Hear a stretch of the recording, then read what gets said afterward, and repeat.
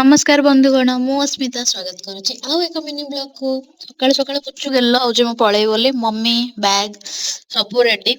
ପୁଚୁର ତ ମନ ପୁରା ଦୁଃଖ ଓ ତା ଆଣ୍ଟି ତା ଆଈ ପଳଉଛନ୍ତି ବୋଲି।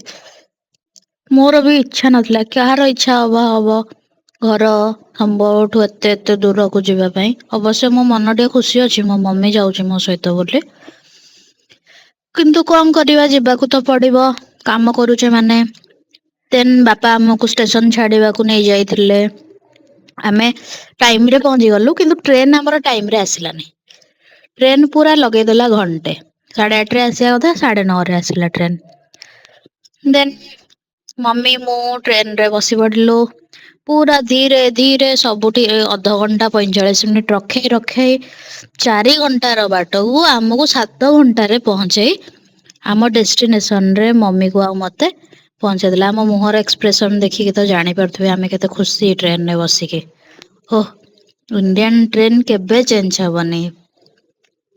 ଘଣ୍ଟେ କହିକି 3 ଘଣ୍ଟା ଲଗେଇବେ। ଦେନ୍ ଯାହା ହଉ ଯେମିତି ହଉ ଆମେ ଫାଇନାଲି ଆମ ଡେଷ୍ଟିନେସନ ରେ ପହଞ୍ଚି ଯାଇଥିଲୁ। ପହଞ୍ଚି ଗଲା ପରେ ପୁଣି ଆମକୁ ଅଟୋ ମିଳିଲାନି, ସେଥିପାଇଁ ଆହୁରି ଘଣ୍ଟେ 1.5 ଘଣ୍ଟା ଲେଟ୍ ହେଲା। ମୋ ମମି ପୁରା ଟେନସନ ହେଇଗଲା ସନ୍ଧ୍ୟା ହେଇଯିବ କହିକି। ଦେନ୍ ଫାଇନାଲି ଆମକୁ ଅଟୋ ମିଳିଲା। ଦେନ୍ ଆମେ ଘରକୁ